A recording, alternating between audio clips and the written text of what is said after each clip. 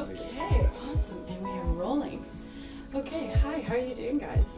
Good. We're 10 days into parenthood. Papa. Okay, I know. You have to go home soon. What was the question again? The question was, This is Malika, and she's 18 months right now. hi Malika. Like, you want to say hi? Work-life balance is, I'm hungry. Can you give me the burp cloth? Sorry. Then I will reset. Hold on. work-life balance. That's a funny concept. This logistically can get kind of tiring and challenging to manage all that, right? Like to get her to daycare. I feel at this stage in my life with a 3.5-year-old that I'm just coping.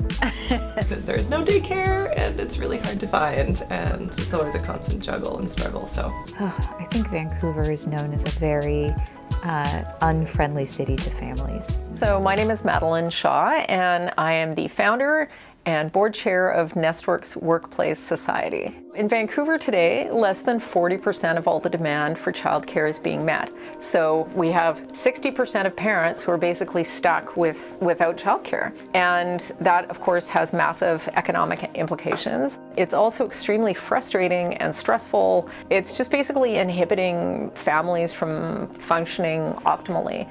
Nestworks is a response to this. Nestworks is a way of saying, how about this? How about we do something different? We do something that is designed around a working family. You know, the vision is that a parent and child or children come to Nestworks, and then we have the parents' quiet, private workspace on one side, and we have a full suite of childcare amenities on the other with high quality childcare and after school care as well. What really, really excites me about Nestworks in the longer term is that we're not just solving the problems of childcare and needing a place to work with, you know, fast Wi-Fi and coffee and whatever. It's so much more than that. One of our board members calls this ReVillaging. The vision of Nestworks, it is a community. Yes, it will have all of the things a good co-working location has, and it will have future citizens that we're raising here. I really don't think that it's impossible. I think it is definitely something that we just need to think a little bit outside the box. We are living in urban environments where we don't necessarily know our neighbors, where there's a sense of disconnection and mistrust and loneliness. And so I really foresee Nestworks as being a great place for social innovation that will come out of these family needs being met through the alleviation of stress, through improved mental health, and overall improvement of quality of life for families to thrive in Vancouver. I love this idea. I can think of so many of my friends that would jump on this. This is the future of work and family, and it's ahead of its time in a lot of ways. This idea of Nestworks bringing together professionals to build things and create things and to innovate while nurturing social relationships, while providing spaces that are safe for children, and to be able to demonstrate that and put that out to the world is, we just need more of that. More Nestworks.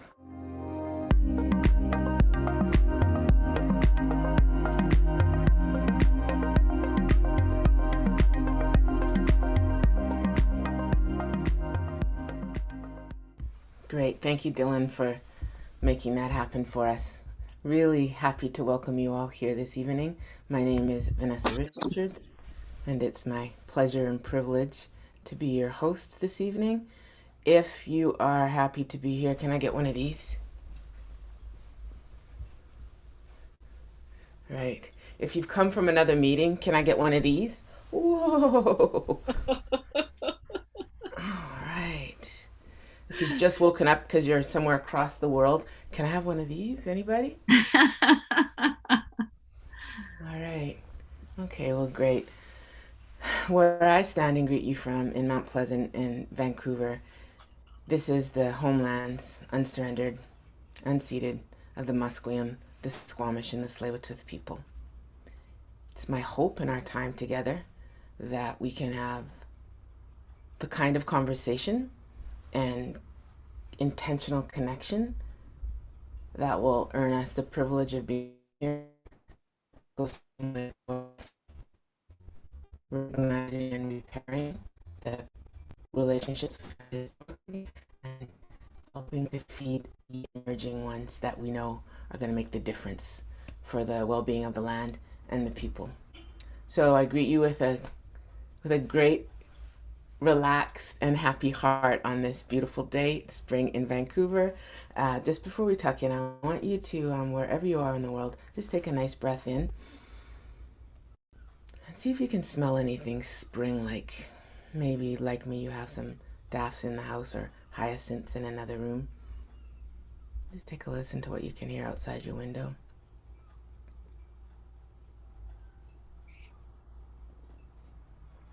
Yeah, just feel your feet on the ground, or if your feet are tucked up under you, just feel the chair supporting you. And as we think about and reimagine our lives during this COVID time, because we don't know how long it's going to last. So let me not jump to post-COVID, but imagining this during COVID as well as post-COVID world, along with the heartbreaks and the hardships, we've really gotten close to the critical need for better childcare. It's also offered us challenges and opportunities to think about the way that we work and the way that we appreciate our family and friendship relations, our collegial relations, the people with whom we do the work of the world. Our speakers today are just a few of the new voices and leaders who are stepping forward to present new solutions for both family and career needs, or just plain labor. Maybe it's not even a career for you, you're just working, which is why they call it work.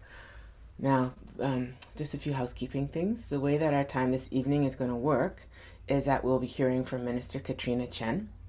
This will be followed by audience questions. Following that, there will be a conversation between Munday and Madeleine Shaw, with more opportunities for conversation and dialogue after that. And then we'll be opening up to breakout rooms facilitated by the Nestwork board members. And if you're a Nestwork board member, can you give us some of this so people can see you? It's kind of got a little bit of a swing in it. There you go, you got that. Very nice. And we'll be talking about what about your work life and your situation has changed with the impact of the current conditions that we're living in. And what are your needs now? I want to thank our community sponsors, Alces Technologies, which is an independent mission-based technology and sustainability consulting company. Mission-based technology. Like it, their name is inspired by the genus and species of one of the most majestic animals of the boreal forest. Does anybody know what Alces stands for? I guess that's a Latin word for this magnificent creature. If you know what it is, before I say it, I'm going to count to 3, put it in the chat right now. Alces. Without Googling. The genus and species. Yes, Belinda. Are you from Alces? Yeah, it's moose. It's moose. Majestic. Great. And we're going to go into, so thank you for that, Alces, really appreciated.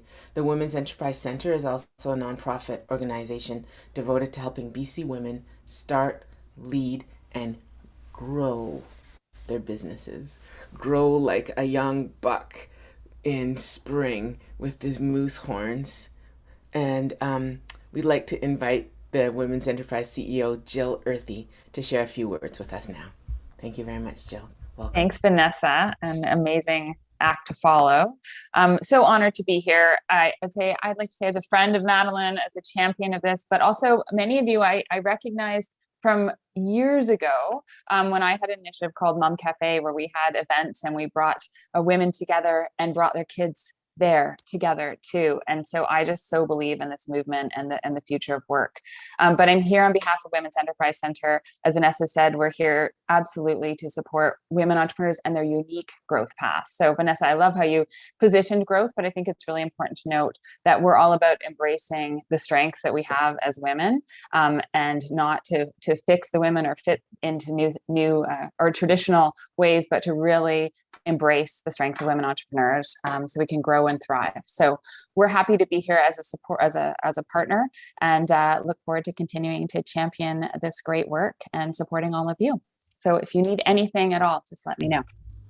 Thank you. Thank you. Yeah, my example of growth was actually really male as well too. So I'm gonna have to come think of a feminine version of something. It could go out. It could go out. It can go all around. Yeah, yeah, and also that isn't only related to childbearing that grows, because not all women bear children. So I just want to thank you, Jill, and it's an honor this evening to hear from the Honorable Katrina Chen, Minister of State for Childcare. Minister Chen is the MLA for Burnaby-Lougheed. That's where I used to live growing up as a teenager. So thank you for keeping that place together in a good way. And she's a graduate of Simon Fraser University as well as UBC. She's also a mom to a young son. I like to spell it S-U-N. And is well acquainted with the struggles faced by working BC parents to find childcare and manage this work-life balance mystery. Please put any questions that you have for Minister Chen into the chat, and I'll do my best to share as many of them as possible once she is finished speaking. Remember that even if we run out of time, there will be a chance for everyone to share in the breakout room. So please feel free to hold on to your questions there and continue to talk through that. And do feel free to use the chat freely. And Minister Chen, we're ready for you. Thank you so much for your presence. Thank you so much. And you can just call me Katrina. And I have to say that I'm already falling in love with this event. This is the type of event and conversation that I really enjoy. Seeing a lot of moms, parents, dads as well, and little kids. It's just so wonderful to see all the beautiful faces here. And of course, I want to begin by recognizing that I'm calling in here from the unceded traditional territories of the Coast Salish people from my community office here in Burnaby. And Vanessa, if you don't mind, I think I'm going to steal your little tips about getting everybody moving in front of their screen. I thought that was a brilliant idea. I think everybody was laughing hard. So thank you for that. And I just really want to say thank you to Madeleine and your board members for engaging with me during the past. I think that we met probably over a year and a half ago or so, or 2 years ago. And then also connecting again during the past year and having some meaningful conversations about how we can work together. And I've learned a lot from your advocacy, and tonight I think it's a great opportunity that we can learn from each other again. Just want to thank you for inviting me to be here. And I really want to say, I know, Vanessa, you're so kind to say that, you know, we have some expertise in this area, but really when I started the work as the Minister of State for Childcare, I am a mom who struggled with childcare and continue to struggle with childcare as a working parent, an immigrant, a single parent, trying to find a balance between my childcare needs, my work, my life. And sometimes you probably feel that you don't even have time for yourself. And I see some noddings there.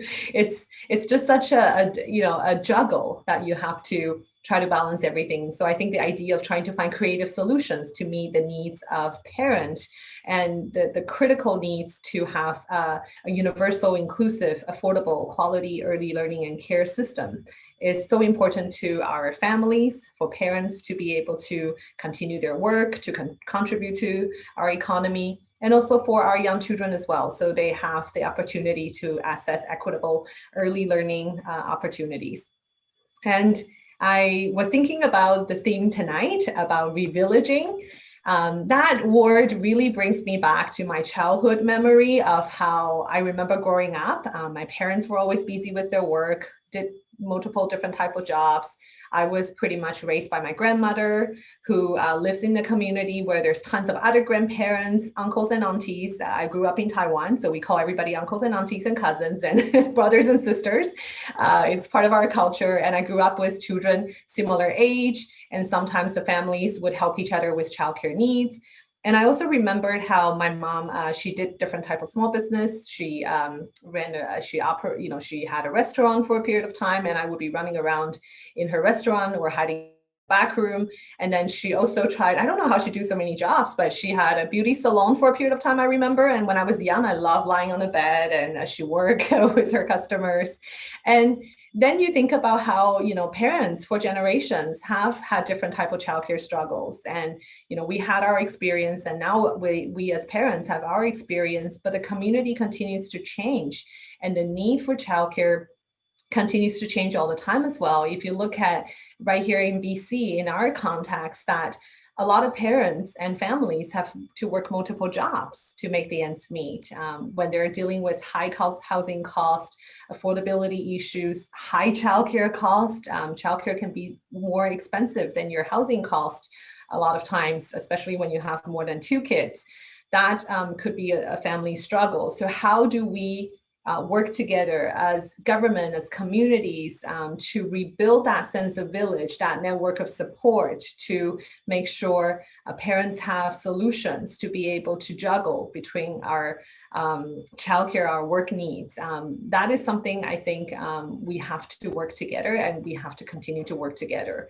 And I remember when I started the work in 2017, I kept asking, how come nobody has really how come the government has never put childcare as a top priority? This is not a new struggle. And I'm honored and thankful that our government has been putting it as a top priority since 2017. And in a very short period of time, this $1.3 billion new budget with over 3 dozens of initiatives, lots of work that was done during the past 3.5 years. But we are not just throwing money in a system. We have to have strategies that work to deal with diverse family needs. And that's something I've been learning a lot during the past 3.5 years.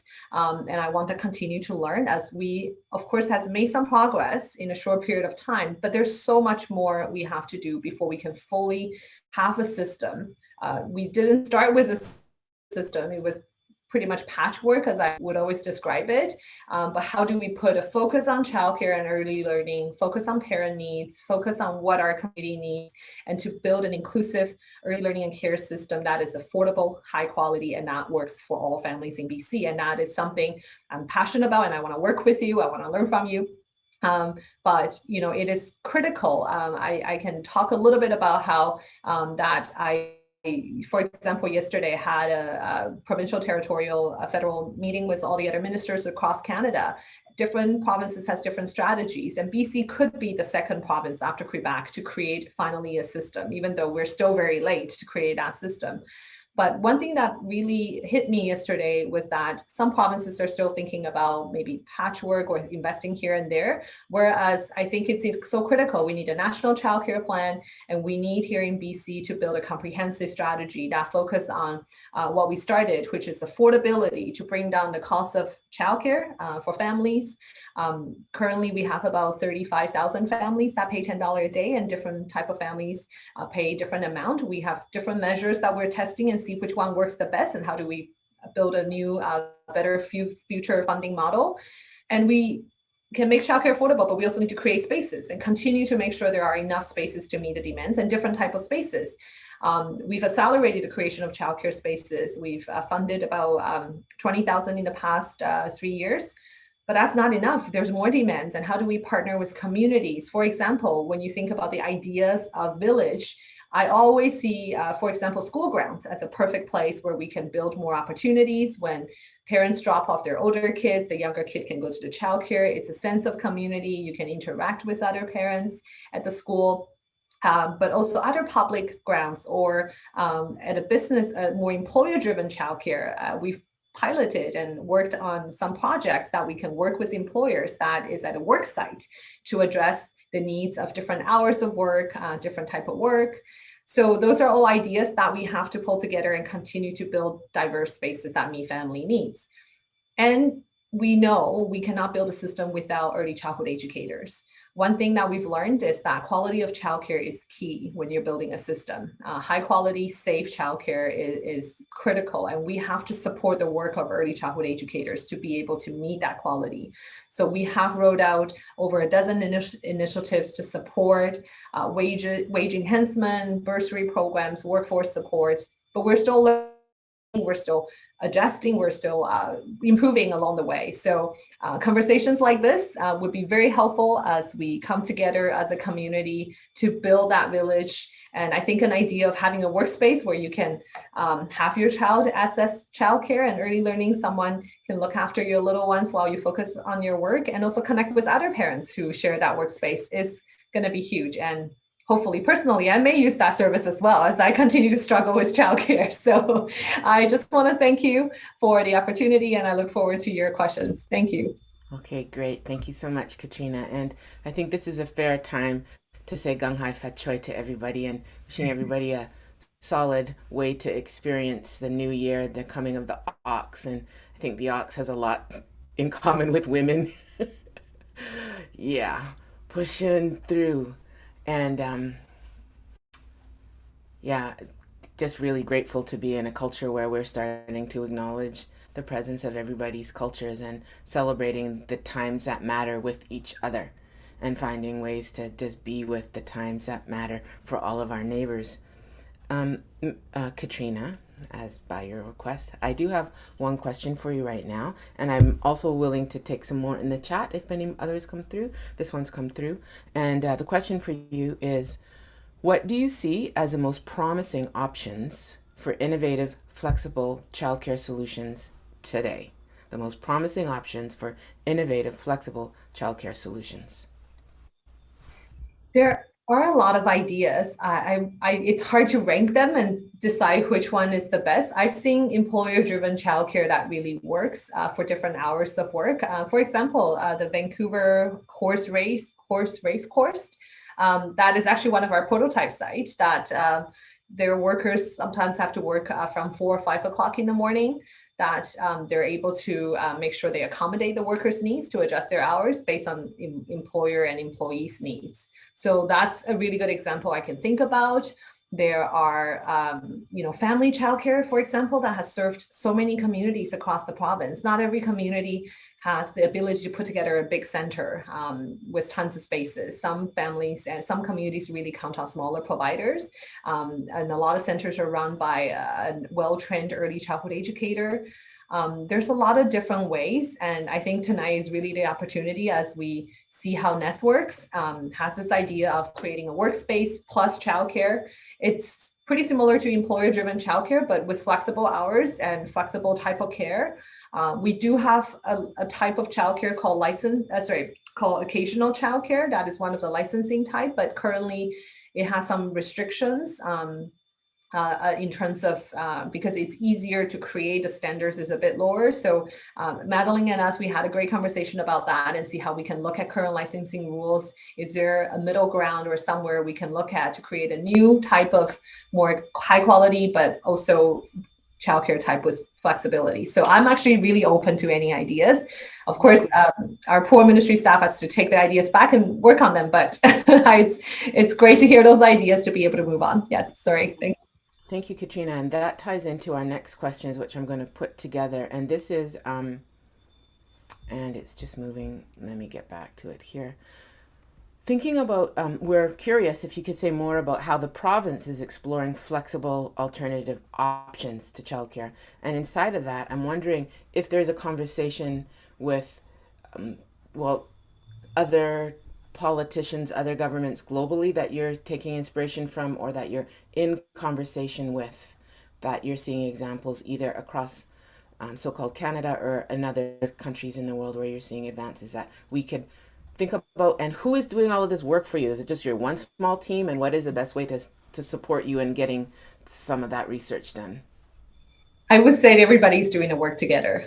We've got a lot of input from early childhood educators, advocates in the sector, parents, and people who have diverse ideas. And we've looked at other jurisdictions as well. And I would say the most successful examples I've seen is employer-driven childcare. So the care type that ties to a workspace or a community. There's actually a great example in my community here in Burnaby. It's also a childcare center created by an employer. And that's always packed with their employees using the center and nearby workers, because it's in an industrial area, which you don't normally expect a childcare, but it exists in the middle of the industrial area, and nearby workers would use that center. But I have to say, my understanding is that it has always been a challenge for even other jurisdictions that has really affordable care to find full hours of care. So I think, go ahead. Pardon me, thank you. I want to give you a chance. I want to get one more question in before you start your conversation with Madeleine.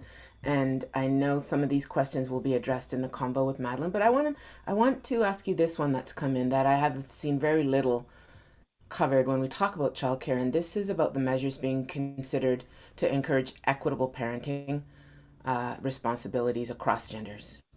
And how are we supporting and how might we build systems that encourage fathers to be able to play a larger role, particularly as we do see these gangs of guys pushing their prams through the streets now? Like, how are we going to support them being able to be part of the childcare system more equitably? Well, you're so correct. I don't know if I have a solution, to be honest with you. And I think that's why we're having this dialogue, to look for solutions together. And as a government, I think it's important that we always learn about what can work and what type of environment and system we have to provide. And I think one key thing to encourage that gender equity is to have a universal, inclusive early learning and care system. So the cost is no longer here, the barrier, and options available for families. It would encourage both parents to be able to pursue their career or their family goals and their choices. And I think it's important to highlight that even though we do see more father being the primary caregiver of young children, that currently, if you look at the childcare workforce, 97% of women are working in this work. Well, sorry, the workforce is with 97% of women. So, how can we also create a workforce that encourage more men to become early childhood educators? Do we encourage more male to show that they can be caregivers of young children? I think those are all questions and ideas that we have, and how do we create that incentive? So bursary programs have really helped, and we definitely want to explore other options. Thank you very much. I appreciate your replies to these questions. I'd like to invite now into the conversation Amanda Munday and Madeleine Shaw, the founder of Nestworks. I will tell you that Amanda is joining us from Toronto, where in addition to being a published author and a regular Globe and Mail columnist, she is the founder of The Workaround, a family-friendly workplace. Madeleine is a Vancouver-based feminist entrepreneur who shares Amanda's passion for seeking innovative solutions to work-life balance while supporting the growth of entrepreneurship. Welcome, friends. Okay, wow, I'm super excited. And just for one, I forgot to put it in your notes, Vanessa, but to thank Minister Chen for joining us. And yeah, no, that was totally my bad, not you. No, but I would like to actually, because I was going, when can I tell her and say, thank you for your brave and sacred work of doing public office in a woman's body, in a time and a place where you're both being heralded and under supreme attack. And I know it's a lot of courage and guts and grace, and it's a lot to do the work you do. And so I just want to say thank you so very much for your work. Absolutely. Thank you, Vanessa. And yeah, I kind of jumped in with that because Minister Chen needs to leave early because she's got to go to more meetings and do more stuff and just keep on working in addition to being a mom. And oh my goodness. So thanks, Vanessa. Thank you, Katrina. Thank you, everybody, for being here. I'm absolutely thrilled. And I love so much of what the minister had to say, and we can circle back and discuss it as a group. And I'm really looking forward to that. But in the meantime, I have invited today one of my favorite, most inspiring entrepreneurs in the kind of childcare, work-life balance, innovation space, my good friend Amanda Munday, joining us from Toronto. Amanda, so this is mostly a Vancouver crowd, although I will note there are people on the call from Ottawa and people here from Los Angeles, amongst other places that I'm really excited about. But Amanda, just could you give us a brief background about you to start off and tell us about the Workaround and why you started it? And welcome, welcome, welcome. Thank you for being here. Thank you for having me. I didn't expect to get emotional, but between the opening video and Minister Chen, seeking validation for both the work I'm doing and just how important it is, and just your enthusiasm around collaboration, Madeleine. I'm just so honored. I could just spend my whole time. Can I just spend my whole time gushing over you and have my love for this? Because I don't really want to talk about me. No, everybody would get bored if we did that. So the workaround is hanging on. So it's a 13,000 square foot co-working space with childcare that I created in 2018 after being pissed off with working and just the systemic barriers that women and non-binary individuals face. I worked in tech, so I had a lot of it there, but also as a parent, my choices were reduce my income, choose part-time work, take lower salary, rely on family. I hated all the options, and I'm just quite stubborn. And very briefly, the intention with the workaround is not to be an overlord or an Amazon of childcare that takes over of everything. It's not at all that. It's really intended, and always has been intended, to be a proof of concept, to shake up the notion that one type of childcare does not fit all families, and that we need to test new ideas in order to serve different types of workers, to encourage women and non-binary individuals to stay and thrive in the workplace. And if we don't enable that with systems like Workspace that has separate childcare, we just can't do it. The workaround is not a licensed childcare facility. We operate under an exemption that's very similar to BC, where as long as parents are on the premises, we don't need a license, which means we can operate with high quality registered early childhood educators who are on site, and we can do it hourly and affordable. And it's so important to me that the workaround serve entrepreneurs, part-time workers. I have students, I have paternity leave workers who don't want to return to their job or can't return to their job. Many, many, many workers who've been laid off. Lots of dads, lots of fathers. It's probably my first question is this a bank? Because I flipped a TD Bank, and so there's a big bank vault. That's the number one most common question. The second most common question is this just a space for moms? And my response every time is, you said mom, I said parent.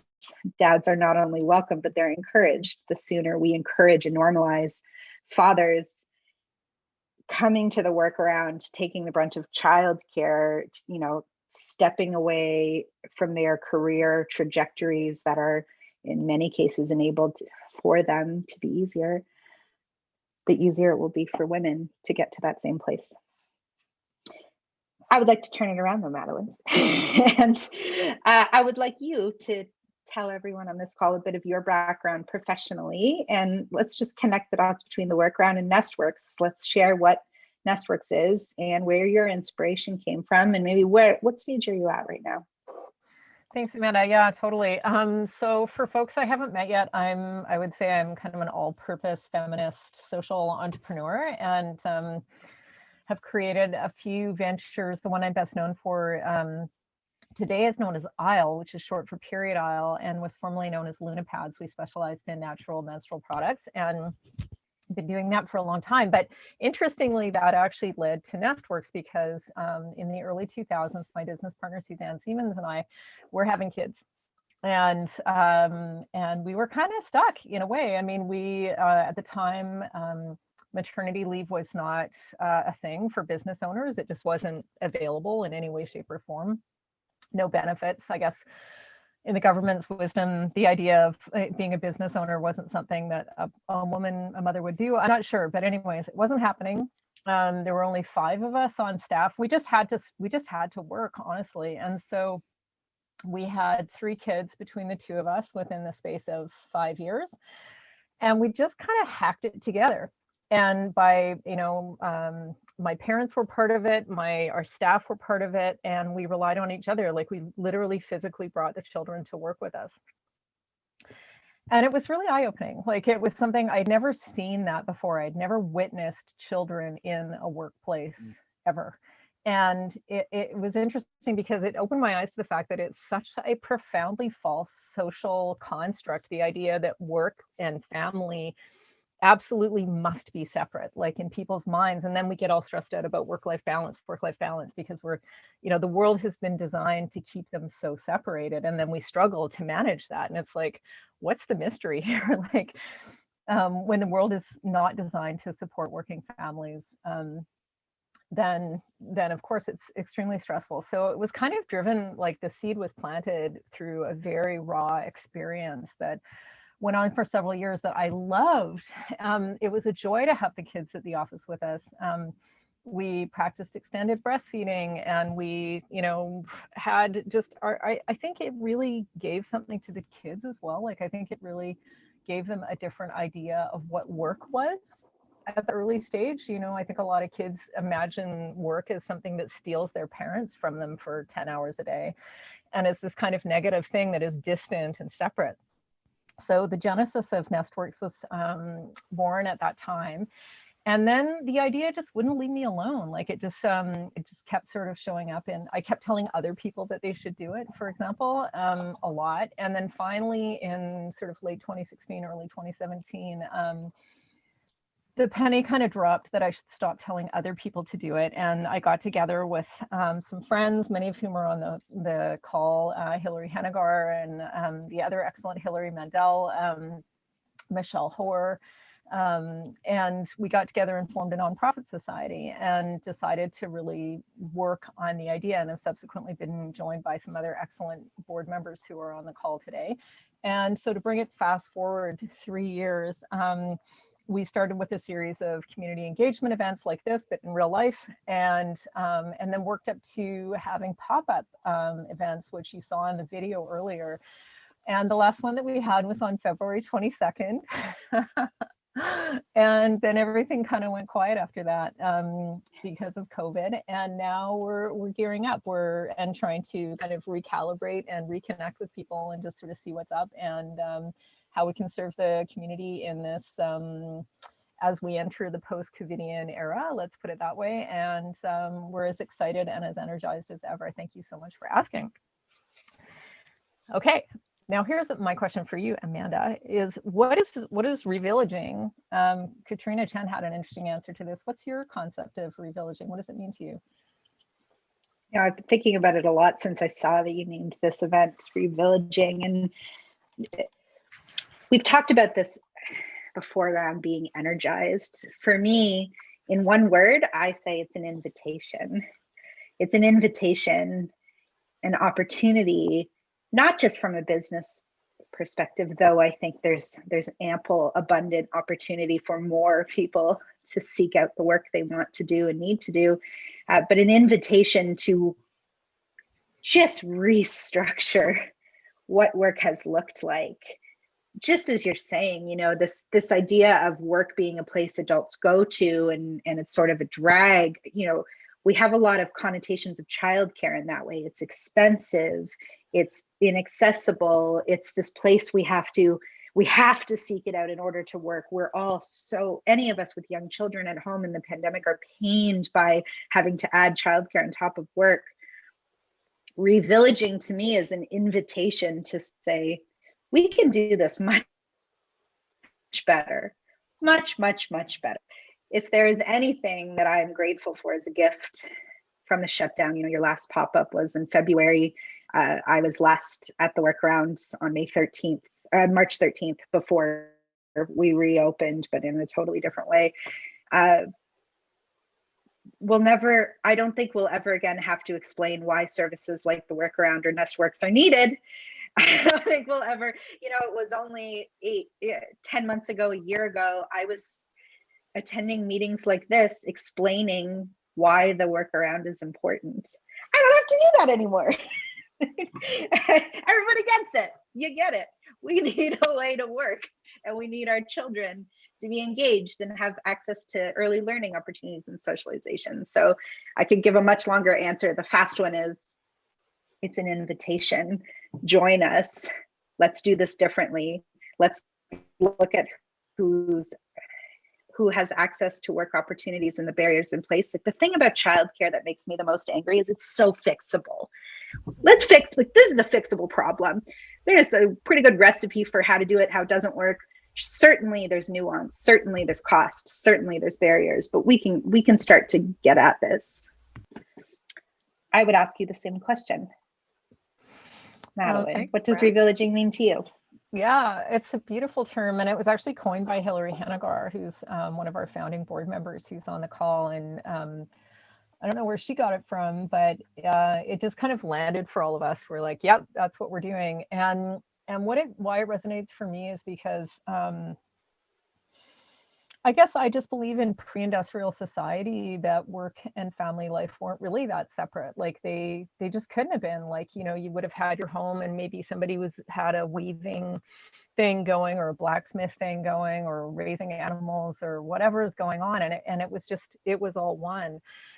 And, you know, that was before industrialization and major urban centers and that kind of thing. And I know maybe that's a bit of a fanciful romantic notion, but it's something about what Katrina alluded to earlier, this that she was raised by her grandmother. And, you know, that proximity to elders, proximity to our neighbors, and communication where, you know, if you need a job and then somebody's got a job on offer, then there's a kind of a network and communication for people to know about that, or if somebody needs help with their kids, and in a way that we're much more connected to one another than I think we are right now in urban centers. And my friend Charles Montgomery, who's the author of a wonderful book called Happy City, talks about a wonderful Greek word called eudaimonium, which means happiness. And he has uncovered research basically that says that the more trust and quality relationships that someone has in their life, the happier they are. In fact,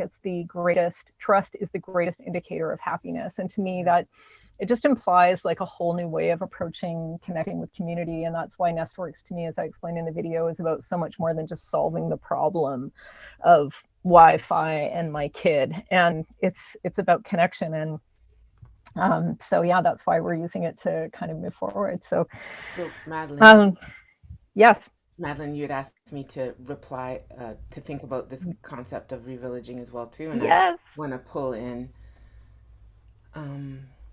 something that somebody said here as well too, and it's just gone up the chat. But it was from Stacy. Revillaging invites our seniors, our elders, to participate in our lives. And when Madeleine first asked me the question, let's say, I'll just tell you where I've arrived, and it's kind of like a blanket idea that I hoping we can work towards as we imagine our city with a place like Nestworks, as we're starting to reimagine places like Granville Island. And what I'm interested in, and this relates also to the immigrant services, the ICCS that's been doing the childcare. Madeleine, you can put the right words after that acronym or correct the acronym. You know, we're going to be getting this new people coming into our lives who are coming from cultures that are village-based, that are market-based. And we ask them to fit into this really uncomfortable format that isn't working for us that are here. And then we ask them to lose their village life and village ways, market ways. And I think there's a beautiful opportunity as a world, the people of the world reconfigure themselves into places that are politically and geographically safer, that we can say we welcome your skills to reimagine our village because we need you. We welcome your market life. We know how to think about business in scalable, doable, handcrafted ways. And so when, Madeleine, you asked me that question, that's where I've come to, as I see it as a way of making an invitation to the people who are come into Vancouver or into Canada, and they're like, where have I landed? And why am I a grandmother with no children on my knee, or a grandfather with nobody to show how to whittle? Like, we need to really think of it as a welcoming and a gift to us from people who still remember what a village feels like. Totally, Vanessa. Thank you so much for sharing that. And it actually raises a bit of a shout out to our childcare partners, Pacific Immigrant Resources Society, some of whom are on the call right now and who are going to be guest speakers at our next event on April 7th. And so yes, you put that so beautifully. And I know we're closing out on my time to chat with Amanda, so I'm just going to ask her one final question. So Amanda, because you write for the Global Mail, like you are an expert on childcare in general, and I'd love to get your take on where you see opportunities for innovation, not just when it comes to more childcare, but to different types and offerings. What do you think that working families, especially women in the post-COVID she-covery, need most right now? A nap. Sleep room. There's a hammock in the workaround for a reason. In all seriousness, the frustrating answer is, I've heard this from other calls. Joseph Fuller, who Matt and I talked to from Harvard Business School, said it. Others have too. There is not one sweeping change to childcare across Canada. Even a national universal affordable childcare program, it's important. I believe strongly it will happen.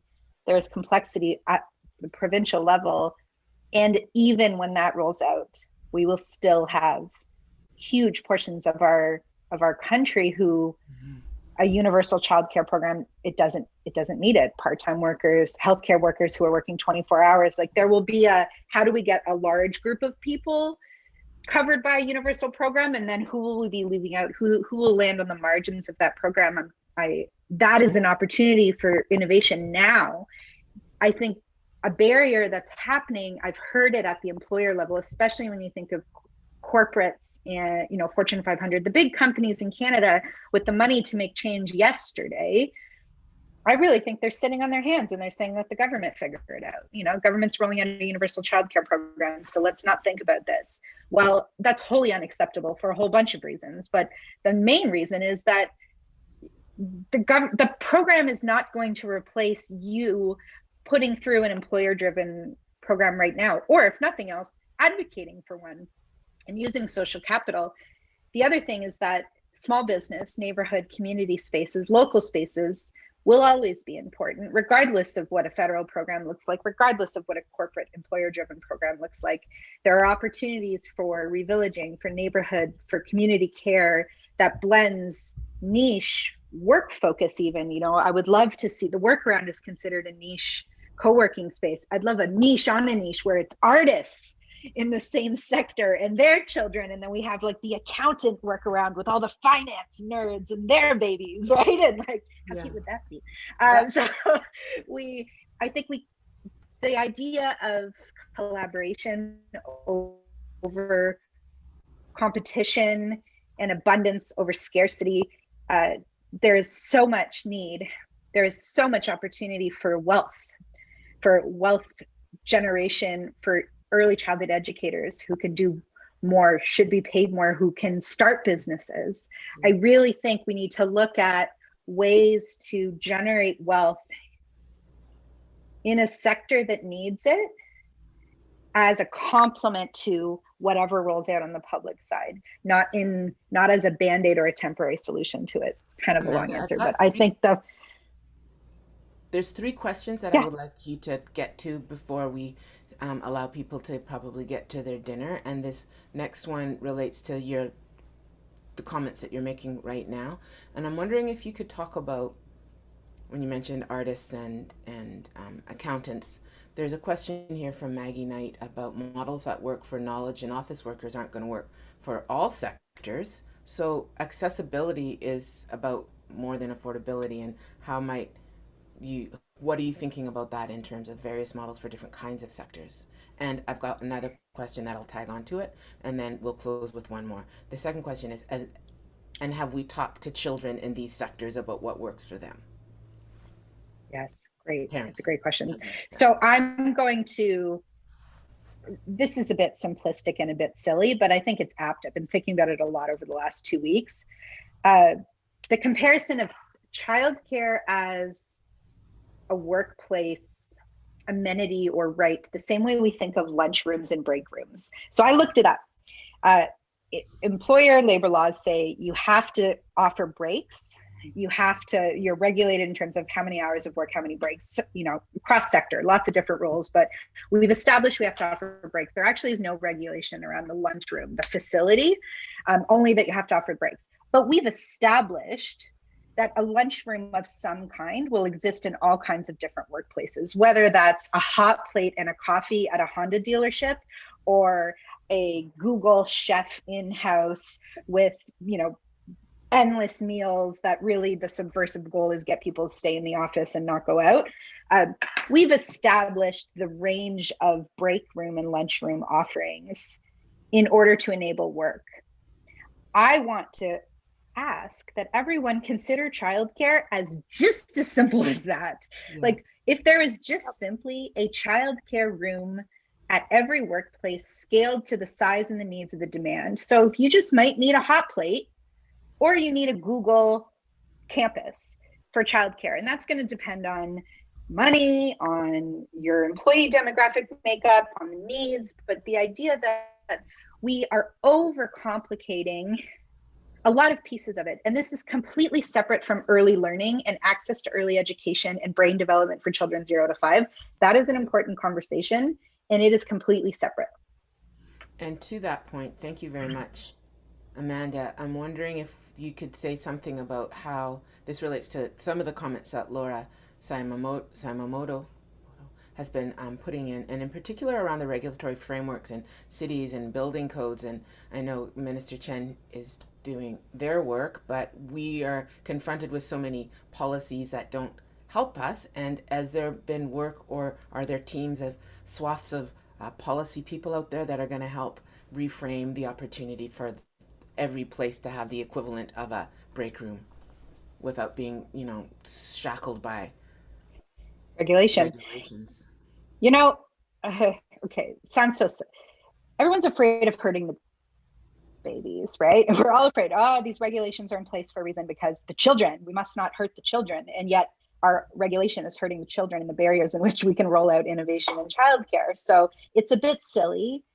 A lot of the zoning regulations, some of the space requirements make sense at some time that doesn't make sense now. And again, there's two different lenses. There's an early education curriculum-based framework that I do think the Ministry of Educations and Ministries of Childcare should be actively involved in regulating, and that's on the work of the educators providing the curriculum. That is completely different from the access to the facilities at all. And that area, with regards to building out facilities in workplaces, there are regulatory barriers that I think somebody smarter than me in an architectural, zoning, construction-based lens can offer alternatives to what is just too restrictive. Thank you. I appreciate those comments. Can I just jump in with one quick point to add to what Amanda's saying, and that is that what she cited earlier as the ability, because an exemption in licensing because the parents are on site at the workaround for the kids to be there, that does not exist in British Columbia. So we're required to have a license for, I think, like anything longer than a child being somewhere for 2 hours, and it's extremely restrictive. So just that's a bit of a fine point there. Thanks. I'm wondering if we can just have a show of hands right now, and I'm going to ask you this question as well, Amanda. Could we see who not has children in care, well, or childcare, but who had childcare when they were a kid? If you experienced daycare, can I get one of these? Let's just scroll through. Okay, so actually it's kind of not that many of us, which is going to be a very different demographic to the children nowadays. I can tell you, as a child who spent all of like my mother's working life in daycare, happy to talk to you about my experience and why food needs to work. But I'm wondering what you're doing about the children themselves and the conversations. What do the kids say they need, and who's paying attention to their voices? I think it's such an important question. This is where I admire, thank, and we don't do enough to recognize the work of so many of the early childhood associations, the legacy organizations that have been advocating for early childhood education for decades. And in Ontario, we have the Association of Early Childhood Educators, the College of Early Childhood Education, the Coalition of Childcare. There's a few running in Ottawa, that federal. Their lens is very laser focused on fair pay and quality work for early childhood educators, and the environments for children, and they engage with children in a really important way. It's hard. It's hard right now. You know, it's a hard time to recognize and hear what children need: socialization, being in play, open spaces, and to know that there's a lot of that we can't offer to them in this COVID era. I think we could do a lot better. I certainly could do much better. Well, I thank you for your time, and I'm looking forward to some of those kids knocking on the door of policy making.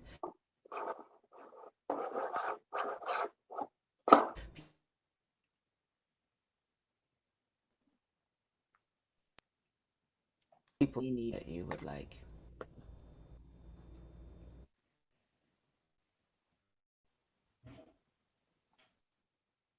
Hey, Vanessa, are you frozen or are you live? And can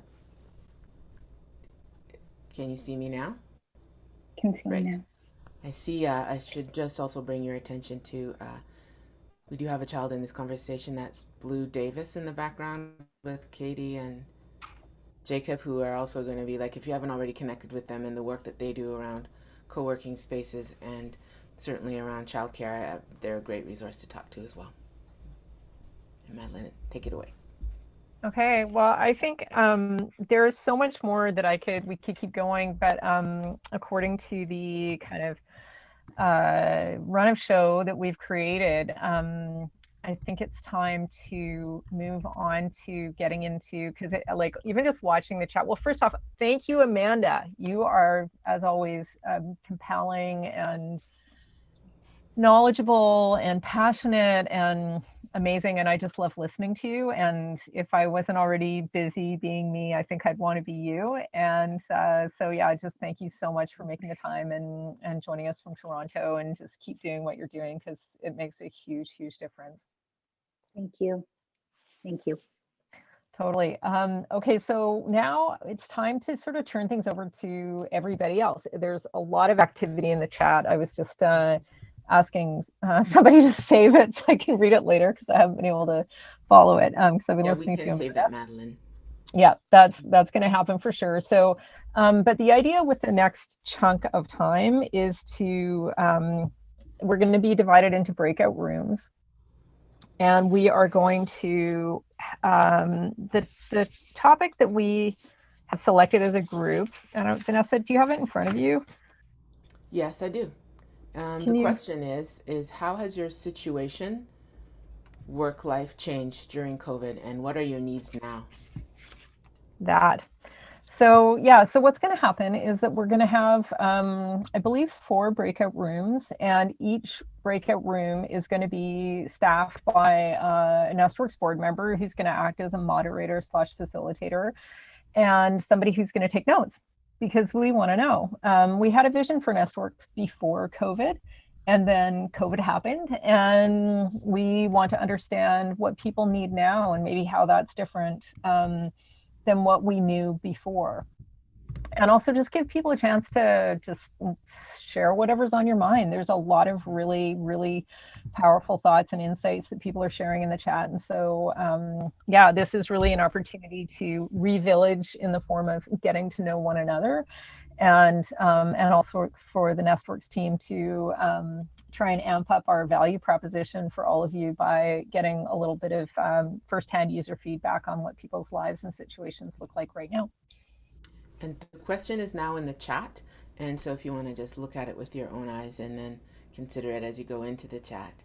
And I hope it won't feel intrusive or unmannerly, but I am going to pop in and out of some of these meetings, and I hope you will find my popping in and out not too obtrusive. You are the most pleasurably intrusive person I think I've ever met. And yes, anybody is lucky to have you in their breakout room. I noticed that Jill's leaving. Jill, thank you again so much from to the Women's Enterprise Society, and thank you for joining us. You make it all happen. And yeah, and I think Amanda, I don't know if I'm assuming you probably want to go to bed because it's 9 p.m. in Toronto. And thank you again so much for joining us. And then I'll ask Dylan, I think, to divide us into the breakout rooms, and we'll just take it from there. We'll come back in around 20 minutes to reconvene. We're going to be hearing from one of our guest speakers for our next series. We're going to be talking about ways to get involved. And if we run out of time in the conversation, it's okay. We're going to have more of a casual conversation to follow the breakout room discussions. So we're not done yet. Thanks, Amanda. You're awesome. Okay. If you can hold on just a moment, I'm just assigning everyone to rooms. I'll be with you and just I'll assign you all in just a moment. So I had an idea then that I'll share with you next time you need to pop in and out of a room. This is just a suggestion. Make of it what you will. You can go like this. Would everybody like to try that just for practice fun? For that time you have to like pop in, out.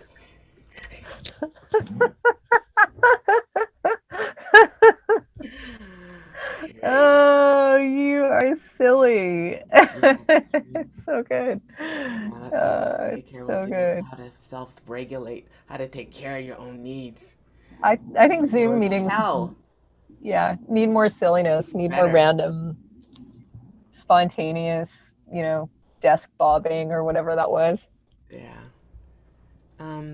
So I just want to give some praise to you here, Madeleine, and Katrina, and yeah, from Angela. She's just on her way into another meeting, but was happy to have been here with us. And Sweet. I'm going to go into room 1. Everybody, look forward to seeing you shortly. Here we go.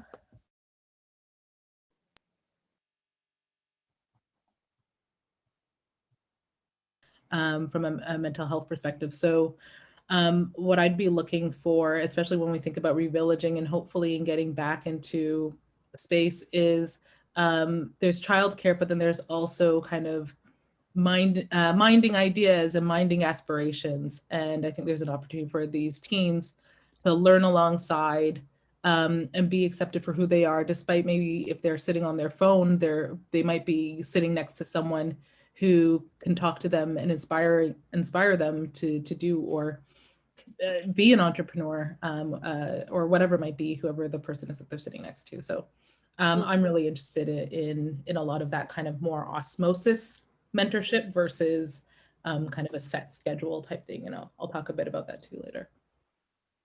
That's beautiful. Thanks, Antonia. Others, what are some of the things you've experienced or you need? Here we go. Everybody's back. I'm not the only one. Sorry, Jen. You got cut off there, but yeah, thank you for sharing. Great. Well, it's wonderful to have everybody back. There were some beautiful conversations happening in the room, and we're going to hear from the Nestworks board members. If you could share some of your findings with us, we'd be grateful. Thank you, Shana. Me to start? Is that what that invitation is? And then maybe you pass it on to the next board member. Sure. Thank you. Sorry, I'm still synthesizing. I actually thought we had a few more minutes. So, all right. Doesn't have to be everything. Yeah. Just like maybe a nugget or two. A couple nuggets. I mean, there's just a conversation around the need for like flexible childcare and affordable, and like the 9-to-5 system just doesn't work for everyone. So we had some great examples around that. I just want to acknowledge the variety we also had in the room. Like we had one person joining that hasn't had children yet, but is starting to think about it. We had a few with young kids, a few with teens, and then those that are on the other side. But we're all still looking for community, for care, for opportunities to participate. So it's just that insight around is not just for care for young kids that came up. And just we were joined by Elizabeth, and I'm forgetting Elizabeth's partner name. I wrote it down somewhere. That's terrible. Elizabeth and Victoria, I think, or their names. Yes. Who just hacked the system and opened, a space called One Space, where they've cobbled together a physical space to work, and they're figuring out how to bring in care. And, I just acknowledge that some of us are trying to live by the strict guidelines right now for reasons of following the rules, or also it's what our family needs. a year without any childcare support is draining. So yeah, screw it, just do it was the closing words in our session. I'm going to pass over to, I can see Jennifer. So Jennifer. Thank you. Hi, I'm Jennifer Sandoval, also a Nestworks board member, and thank you everybody for being here tonight. We so appreciate all the wonderful conversations that we had, and we also had wonderful conversations in our own separate break room. One of the ones that stood out to me is, you know, we kind of brought up that idea of revillaging, and we had a lovely person who was, you know, who is an empty nester. And she was very interested to learn more about this and get involved and kind of try to be a part of this community, and making these connections within our community. Even though, you know, her daughter is grown up, and, you know, someday she'll have a granddaughter, and she would love to have this option and, you know, just kind of be involved. And we talked about how wonderful it is to, you know, to have that intergenerational connection. And we talked about maybe having some teenagers, you know, helping out, and maybe even, you know, getting paid and making some money. So anyways, lots of good ideas. And, you know, thanks. I just want to thank everybody for sharing. Please choose another board. Sorry, Hillary. And it's similarly, we had people at a variety of different places in their life, some with kids, some without, some with kids who had grown up. Hearing from some that they're really yearning for a family-like environment to integrate into their work life, and how much joy children bring, and being able to have relationships with children who aren't their own children, and have that be an ongoing part of their life. Someone who's thinking about having kids and researching childcare options as they start to go into their entrepreneurial journey, and trying to figure out what are the solutions, what new solutions are there out there that I can integrate into my life to try to address this desire I have to birth a business and birth a family. Then hearing from one family, they have the benefit of having a multi-generational home, and so speaking to, while they've had challenges with COVID, one of the beauties has been that their child is no longer going out of the home for childcare, they're staying in, and that the family life has become richer as a result. And hearing that, as one parent shared about their grade 8 children, they go to school for 2 hours a day. And so it's actually worse than when their kids were in preschool. And basically, she said, I get to work from 9 to 12. And then for the rest of the day, she sort of has distracted moments of being able to do some work, but also being available for her kids who are at home.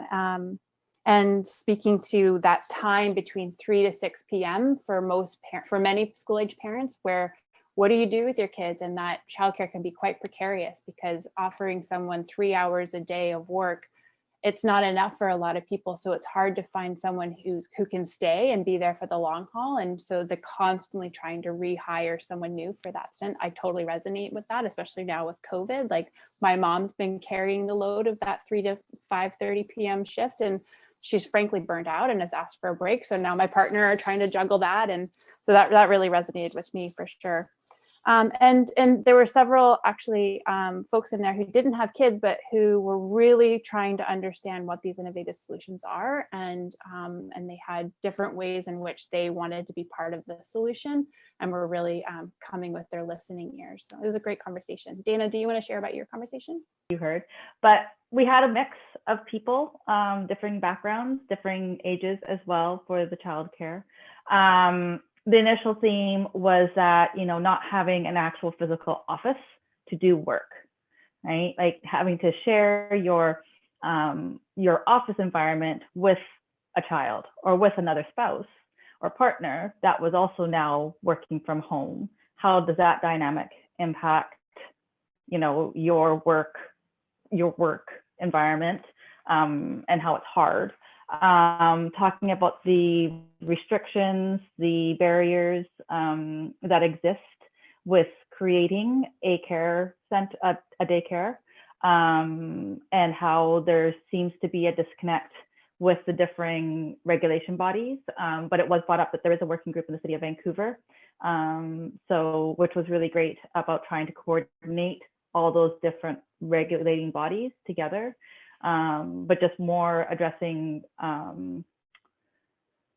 bringing that forward and talking about sort of how they're, it just, what I took away from it is that there's still a lot of red tape. And if the left hand isn't talking to the right hand or working in the same way that the arms are working, then it's just the struggle is just harder to create what Nestworks is trying to create. So, Madeleine, was there anything else that you heard? Echoing that with all of it, and this allies showing up for us, like really great, and people who care about the issue and recognize how important it is, and also want to be part, like they enjoy kids, and maybe they're older, maybe they're younger, whatever.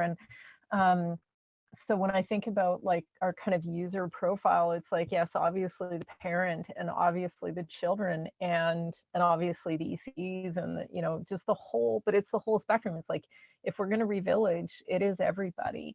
And yes, we're centering on this, this issue of work and family needs, but it really is inclusive of lots of different kinds of people. So that was really, really exciting. And and just the regulatory stuff, headache.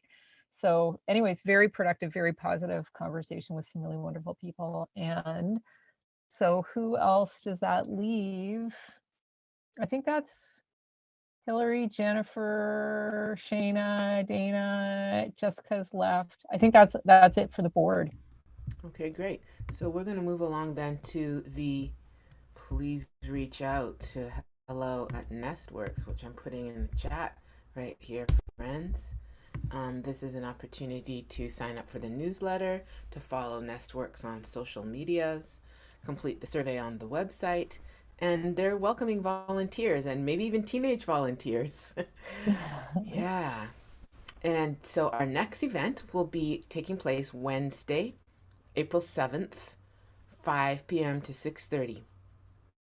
At this time, it gives me an indubitable joy to welcome to the front of your screen Antonia Ogundeli, who's one of the panelists for the April 7th event, and she's going to highlight a couple of things about what we can expect to be talking about on April 7th. Take it away, Antonia. Hi, and Madeleine, thank you so much for pulling together this amazing community and the whole Nestworks board. It's been amazing to be around the table with you all and having some conversations and seeing what's been happening. My name's Antonia, and I'm the founder of Ethos Lab. And I'll just very quickly, before I get into what I'm going to be talking about, was that it was around this time last year that, I connected in with the Nestworks crew just before we were launching our initiative on February the 28th, 2020 at Telus Gardens in person with about 150 people there, and lockdown happened subsequently after, but I'm really glad we were able to make that connection. And what I was asking was, because we're starting an initiative, a creative co-working space for young people between the ages of 13 to 18. And what we do is we empower youth to transform community and shift culture by providing access to emerging technologies, tools, networks, and the community to be able to support their personal and professional development, really leveraging culture as a vehicle to access STEM education. And as much as the initiative is, or creating an organization, and I imagine the same with Nestworks, is that it's one thing to be an entity, but there's another thing to really be a community, and the how you go about creating this organization or business or enterprise. And all through COVID, it was and is and continues to be about building a community of young people that are curious, excited, and wanting to be together and collaborate together. And the other piece of the how is really creating an intergenerational approach. that the young people don't stand on their own, that they have people who are older that care for their well-being, as well as looking for these opportunities where they can give back to younger generations. So these are definitely aligned with what we're doing.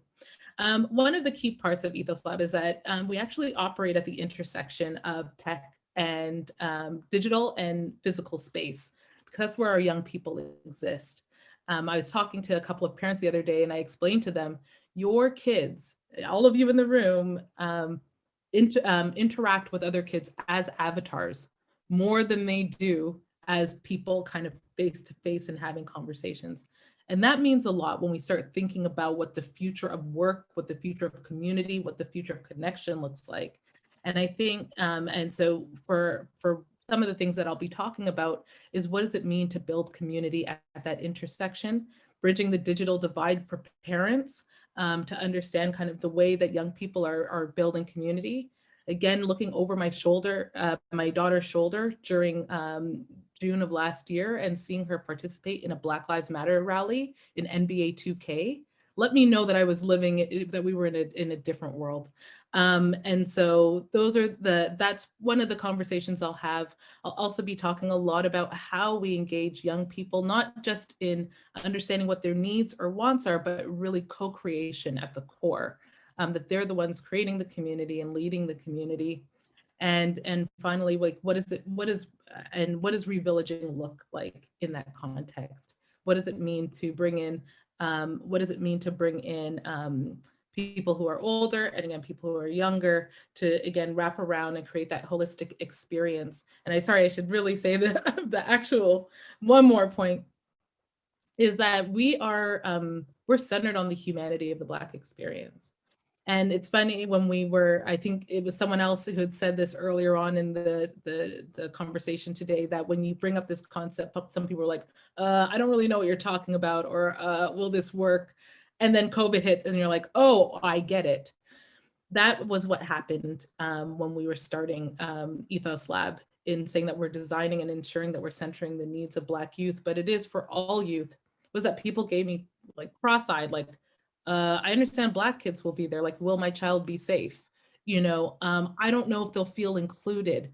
I don't know why you're designing in that manner. And these are parents who want the best for their kids. And it made it very clear to me that parents were more comfortable with playing basketball with my child than actually learning STEM alongside or doing creative pursuits.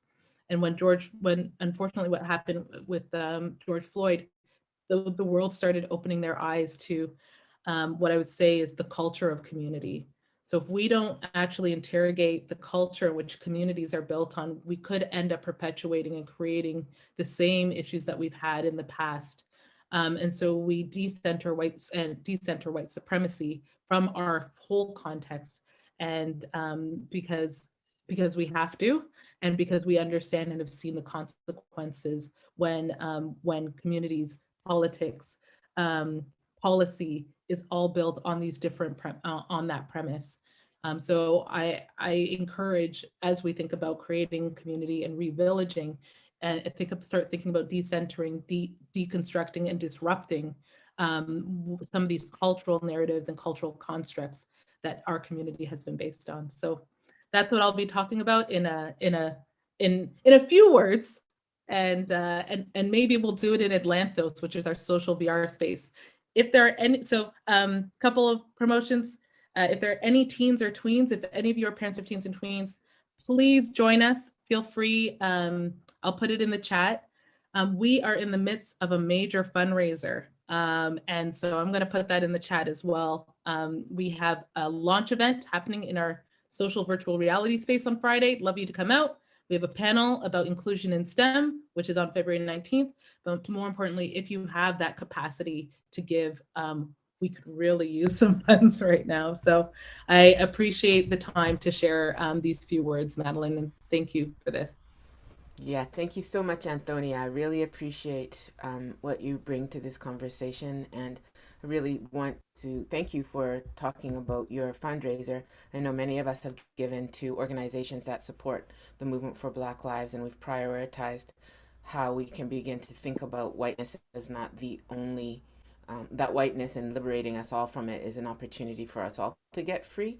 And if you ever wanted to think about what your $50, $100, $2 could do in action right now in an organization that's got boots on the ground and working with youth, I can tell you that Antonia has one of the most beautiful projects and is one of the most capable people that I know to get this work done. And I've had the opportunity to meet and work with those youth, and it's making a difference.